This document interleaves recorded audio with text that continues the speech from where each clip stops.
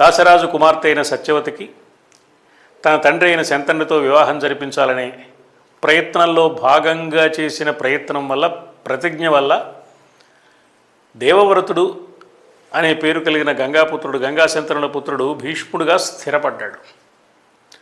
ఆ భీష్ముడు తన తమ్ముళ్ళైన చిత్రాంగద విచిత్ర వీర్యుల కోసం పాటుపడ్డాడు. సత్యవతి కుమారుల కోసం. చిత్రాంగదుడు గంధర్వుడితో యుద్ధం చేసి, చిత్రాంగదుడనే పేరు కలిగిన గంధర్వుడి మీద యుద్ధానికి వెళ్ళి దురహంకారంతో యుద్ధంలో ప్రాణాలు కోల్పోయాడని, విచిత్ర వీర్యుడికి వివాహం చేయడానికి కాశీరాజు పుత్రికలైన అంబిక, అంబాలికలను స్వయంవరంలో గెలిచి మరీ తీసుకొచ్చి భీష్ముడు ఆ వివాహం చేసే ప్రయత్నం చేశాడని, అందులో అంబ విషయంలో కథ చిత్రమైన మలుపులు తిరిగి సాళ్వుడు ప్రేమించారని చెప్పడం, సాళ్వుడి దగ్గరికే భీష్ముడు పంపడం, ఆ సాళ్వుడు తిరస్కరించడం, మళ్ళీ ఇక్కడికి వస్తే భీష్ముడు కూడా కాదనడం, పరశురాముడుకి అంబ తెలియజేయడం, యుద్ధం, ఆ విశేషాలు నిన్న మనం చెప్పుకున్నాం. అయితే ఇలా ప్రతిజ్ఞ చేసిన భీష్ముడు, ప్రతిజ్ఞ చాలా గొప్పదే, నిస్సందేహంగా ఈ ప్రతిజ్ఞ గొప్పది, ఇందులో ఏమీ అనుమానమే లేదు. నిస్సందేహంగా ఇంత గొప్పదైన ఈ ప్రతిజ్ఞ గొప్పదని భీష్ముడు కూడా అనుకున్నాడు, లోకం అనుకోవడంతో పాటు. ఎందుకంటే భీష్ముడి ప్రతిజ్ఞ చేసినప్పుడు దేవతలు దేవదుందుభులు మోగించారు, పూలవానలు కురిపించారు. ఈ ప్రతిజ్ఞ ఇంత విశేషమైంది అని భీష్ముడు కూడా అనుకుని, ఈ ప్రతిజ్ఞకు పరిపూర్ణంగా నేను కట్టుబడి ఉండాలి, ఏ సన్నివేశాలలో ఎలాంటి మార్పులు వచ్చినా, ఏ పరిస్థితులు నన్ను ఎలా కుదిపినా ఈ ప్రతిజ్ఞ నుంచి మాత్రం నేను మారకూడదు, జారకూడదు, జరగకూడదు అని ఒక స్థిరమైన భావం భీష్ముడి మనస్సులో ఏర్పడింది. సరే, కథ నడుస్తోంది. చిత్రాంగదుడు వివాహం కాకుండానే మరణిస్తే, విచిత్ర వీర్యుడు కూడా సంతానాన్ని కనకుండానే మరణించాడు. అంబాలికలకు సంతానాన్ని అందించలేకపోయాడు. సత్యవతి చాలా బాధపడింది, ఈ వంశం నిర్వంశం అయిపోతుంది అని బాధపడింది. బాధపడిన సత్యవతి భీష్ముడిని పిలిచి, నాయన, అప్పుడేదో మా తండ్రి గారు ఒక నియమం పెట్టారు, ఆ నియమం కారణంగా నువ్వు ఏదో ప్రతిజ్ఞ చేశావు, సరే కాలం గడిచిపోయింది, ఇప్పుడు నేను కోరుతున్నాను, నీవు వివాహం చేసుకోవలసింది, ఈ వంశాన్ని నిలబెట్టవలసింది అని ప్రార్థించింది. ఇప్పుడు భీష్ముడు వివాహం చేసుకుంటే, భీష్ముడికి సంతానం కలిగితే, భీష్ముడి సంతానానికి ఆ రాజ్యాధికారం సంక్రమిస్తుంది. అంటే సత్యవతితో శంతనుడికి వివాహం చేయడం కోసం దాశరాజు ఎదుట భీష్ముడు చేసిన ప్రతిజ్ఞను భీష్ముడు వదులుకోవాలి, తన ప్రతిజ్ఞను తాను వదులుకోవాలి, ఆడిన మాట తప్పినవాడు కావాలి, వాగ్దాన భంగం జరుగుతుంది. భీష్ముడు అన్నాడు, అమ్మా, ఈ రాజ్యక్షేమం కోసం నేను ఏం చేయడానికైనా సిద్ధమే, కానీ తండ్రి గారి కోసం నేను చేసిన ప్రతిజ్ఞని మాత్రం వదులుకోలేను. అగ్ని తన వేడిమిని కోల్పోవచ్చు, చంద్రుడు తన చల్లదనాన్ని విడిచిపెట్టవచ్చు, సూర్యుడు తన తీక్ష్ణతను తగ్గించుకోవచ్చు, వాయువు ప్రసరించడం మానివేయవచ్చు, నీరు వదులుకోవచ్చు. ఇలా పంచభూతాలు తమ గతులు తప్పినా నేను మాత్రం న ప్రతిజ్ఞామహం పితుః, తండ్రి కోసం చేసిన ప్రతిజ్ఞను మాత్రం ఎట్టి పరిస్థితుల్లో వదులుకోవడానికి అవకాశం లేదమ్మా అని తప్పుకున్నాడు తప్ప, సత్యవతి కోరిన మేరకు తాను గృహస్థ ధర్మాన్ని స్వీకరించడానికి కానీ రాజ్యాధికారాన్ని అంగీకరించడానికి కానీ సిద్ధపడలేదు భీష్ముడు. ఇది ఒక విధంగా చూస్తే చాలా గొప్ప విషయం. ఏ పరిస్థితులు ఎలా ఉన్నా ఆడిన మాటకు కట్టుబడి ఉండడం, చేసిన ప్రతిజ్ఞ కోసమే అంకితమై ఉండడం మంచి విషయమే. అందుకని భీష్ముడు తేజోమయుడైన సూర్యుడు అనిపిస్తుంది. అయితే ఇక్కడే మరొక వైపు నుంచి మనం ఆలోచిస్తే, ఈ తేజోమయుడైన సూర్యుని వంటి భీష్ముడికి గ్రహణం పట్టింది ఇక్కడే అని కూడా అనిపిస్తుంది. ఎందువల్లంటే ఈ ప్రతిజ్ఞ ఇంత గొప్పది, ప్రతిజ్ఞాపూర్వకంగా రాజ్యాధికారాన్ని వదులుకున్నాను, ప్రతిజ్ఞాపూర్వకంగా గృహస్థ జీవితాన్ని వదులుకున్నాను అనే భావం భీష్ముడి మనసులో స్థిరపడడం వల్ల ఎప్పుడూ ఈ ప్రతిజ్ఞను గురించే ఆలోచించాడు. రాజ్యాధికారం నాది కాదు, రాజ్యాధికారం నాది కాదు. కథ ముందుకు సాగింది. భీష్ముడు కలగజేసుకోలేని సన్నివేశంలో సర్వసంగ పరిత్యాగి అయిన వ్యాసుడు కలగజేసుకున్నాడు.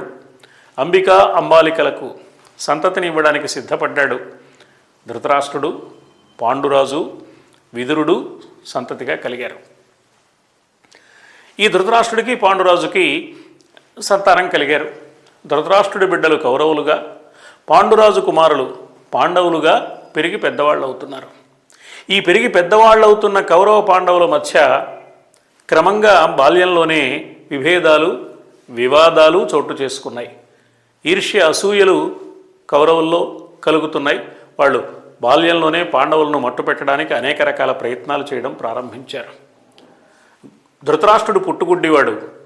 కేవలం పుట్టుగుడ్డివాడు మాత్రమే కాదు, జరుగుతున్న సన్నివేశాలలోని సత్యాన్ని దర్శించలేని గుడ్డితనం కూడా ఉంది. మానసికమైన అంధత్వం కూడా ఉంది ధృతరాష్ట్రుడికి. అందుకని ఈ వ్యవహారం భవిష్యత్తులో కురు వంశానికి చేటు కలిగిస్తుందని ఆలోచించలేకపోయాడు ధృతరాష్ట్రుడు. అందుకని తన బిడ్డల్ని అదుపు చేసే ప్రయత్నం చేయలేకపోయాడు. పరిస్థితి మొత్తం గమనిస్తున్నాడు. ఈ వంశం పట్ల, ఈ రాజ్యం పట్ల బాధ్యత పడిన భీష్ముడు ఆయన అనుకున్నాడు, రాజ్యమంతా న్యాయంగా పాండవులదే. ఎందుకంటే ధృతరాష్ట్రుడు గుడ్డివాడు కాబట్టి రాజ్యాధికారానికి అవకాశం లేదు ధర్మశాస్త్రం ప్రకారం. పాండురాజే చక్రవర్తి. అయినా అన్న అనే గౌరవంతో కప్పాలన్నీ తీసుకొచ్చి శత్రువులందరినీ జయించి దండయాత్రలు చేసి దిగ్విజయ యాత్రలు చేసి అవన్నీ అన్నగారి పాదాలకు సమర్పించాడు తప్ప ఈ రాజ్యం విస్తరించింది కేవలం పాండురాజు యొక్క భుజ పరాక్రమం వల్ల మాత్రమే. అంగవైకల్యం కలిగిన వాడు రాజ్యాధికారానికి అవకాశం లేకపోవడం వల్ల పాండురాజే రాజయ్యాడు. కాబట్టి పాండురాజు యొక్క పెద్ద కుమారుడు ధర్మరాజే రాజు కావాలి.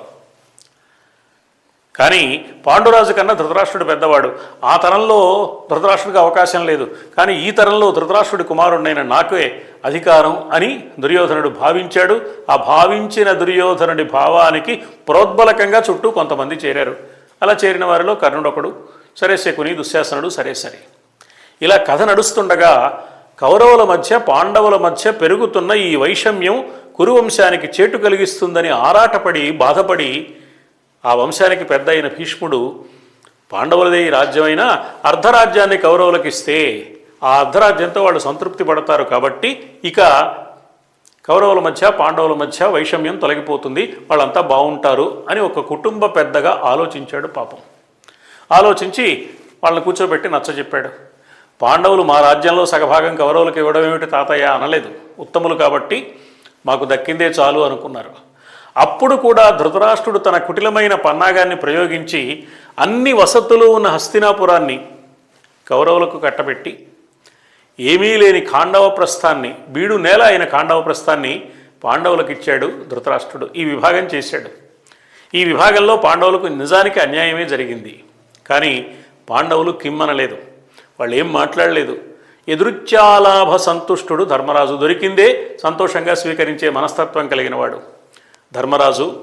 అతని తమ్ముళ్ళు దక్కిన రాజ్యమే చాలనుకుని దాన్నే పెంచి పెద్ద చేసుకునే ప్రయత్నం చేశారు. ఇలా కథ నడుస్తోంది.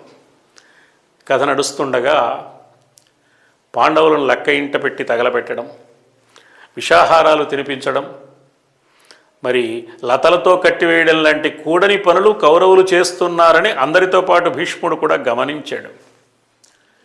ఆ లక్క ఇంట పెట్టి కాల్చినప్పుడు విదురుడి సహకారంతో వాళ్ళు ఏకచక్రపురానికి చేరడం, క్షేమంగా అక్కడ బకాసుర సంహారం చేయడం, ద్రౌపదిపురంలో ద్రౌపది స్వయంవరానికి వెళ్ళడం, స్వయంవరంలో అర్జునుడు మత్స్యయంత్రాన్ని కొట్టి ద్రౌపదిని వివాహం చేసుకోవడం, అప్పుడు పాండవులు జీవించే ఉన్నారని లోకానికి తెలియడం జరిగిన తర్వాత ధృతరాష్ట్రుడు పాండవులని వెనక్కి పిలవక తప్పలేదు. ఎందుకంటే తన దుర్మార్గం ఎక్కడ బయటపడుతుందో అని. ఆ సన్నివేశంలో పాండవులు మళ్ళీ వచ్చినప్పుడు వాళ్ళు అలాగే ఉండిపోయారు. పాండవులకు అర్ధరాజ్యమే మిగిలింది. ఆ అర్ధరాజ్యాన్ని వాళ్ళు క్రమంగా పెంచుకున్నారు. ఖాండవ ప్రస్థాన్ని ఇంద్రప్రస్థం చేసుకున్నారు. రాజసూయ యాగం చేశారు. ఆ రాజసూయ యాగ వైభవాన్ని చూసి కౌరవులకు కన్ను కుట్టింది.